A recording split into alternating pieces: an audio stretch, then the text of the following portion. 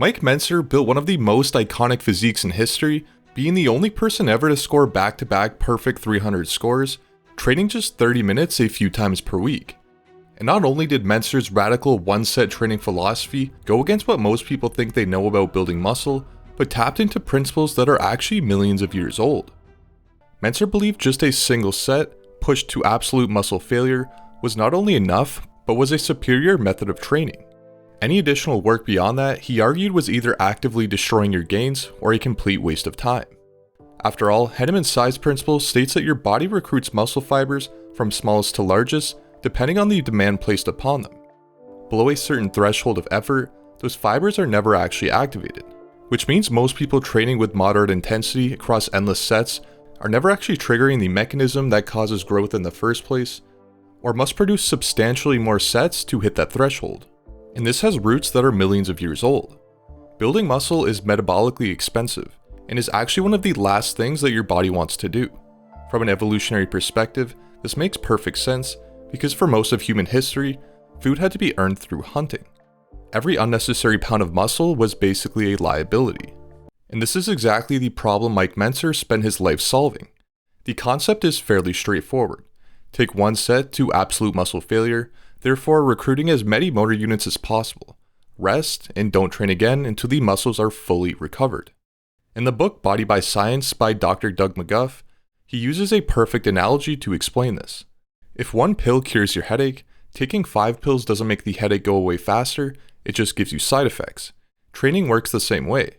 Once you've pushed your muscles to the point where they are forced to adapt, doing more doesn't help, it just makes recovery take longer. So instead of asking how much can I train and still see results, we should be asking what is the minimum effective dose and stopping there. Anything else is likely overtraining or counterproductive. Now the hard part is doing exactly that. Pushing your muscles to absolute failure is something that your body will resist with everything that it has. You can see in this footage of Mike and Ray Mentzer training together, they absolutely hate it in the moment. You can even see him shaking his head mid-set, because on every level, his body doesn't want to do it. But that resistance is exactly the point. Your body doesn't want to grow unless it is forced to. So it should be no surprise that a 2013 narrative review on evidence-based training recommendations for muscular hypertrophy concluded the same thing Mentzer had been saying for decades: one all-out set to failure is enough. Mike argued that high-intensity training always produced superior results compared to high volume, but even if both approaches build muscle, one does it in less than a quarter of the time. So why does your body resist building muscle in the first place? Compared to most other primates, you are severely under-muscled. And a lot of this has to do with our brains. For millions of years of evolution, our bodies have compensated our guts in muscle size for our brains. The expensive tissue hypothesis was originally proposed by Leslie Alo and Peter Wheeler in 1995 and explains why the human brain is so big. As we began eating more fatty meat, our brains grew. Given our brain now takes up 20 to 25% of our total energy, it has to compensate by shrinking our guts and our muscles. This then increased our reliance on nutrient-dense animal foods, increasing our brain size even further, and the cycle continued. I go into this more in depth in my other videos, but what really makes us humans is our body's ability to prioritize our brains. Myostatin is a protein your muscles produce that actually inhibits muscle growth.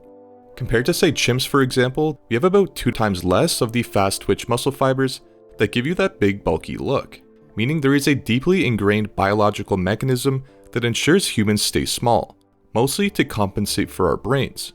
And the same evolutionary logic applies to rest. HIIT is essentially mimicking a very intense hunt, leveraged by machines to target muscles far more precisely than any hunt ever could. And our ancestors didn't hunt every single day, as oftentimes we were hunting megafauna that could last us for weeks. So if you push your muscles harder than they were ever really built for, you need ample time to rest. And muscle was never our real advantage, our brains were, which is exactly why it's so hard for humans to build muscle. Your body was never designed to prioritize it.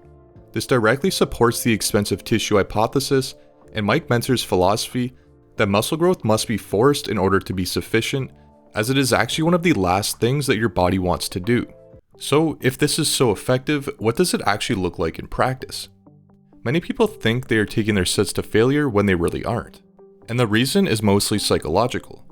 When you think you couldn't possibly do any more, you probably have about 1 to 3 reps left in the tank. Your brain tells you to stop before you truly hit failure. It's a natural defense mechanism to avoid discomfort and unnecessary energy expenditure, and it's usually the biggest barrier to actually making this work. So training one set to failure is a skill that takes time to develop. The best way to make sure you actually hit failure is to use a slow and controlled rep cadence. Say, pick a weight that you expect to fail at around 6 to 10 reps. Aim for roughly 3 to 10 seconds on both the concentric and eccentric portions of the movement. As you approach failure, your rep speed will slow dramatically and usually not by choice. Keep pushing until the weight stops moving and hold for about 5 seconds, then slowly lower it. Prioritize intensity over volume and allow full recovery between sessions, often 4 to 10 days between workouts. And if you're new to this style of training, it is likely better to plan on taking 2 sets to absolute failure, as it is a skill that needs to be developed and you likely aren't actually taking your sets to absolute failure. So those are just the mechanics, but the reason they work goes back to something Mike Mentzer understood long before the science caught up to him. The man called crazy for training 30 minutes a few days per week tapped into something deeply ingrained in our biology for millions of years. Your body resists building muscle by design, and overriding that resistance is exactly what Mike Mentzer preached. 1 set to absolute failure, then get out of the way and let your body recover.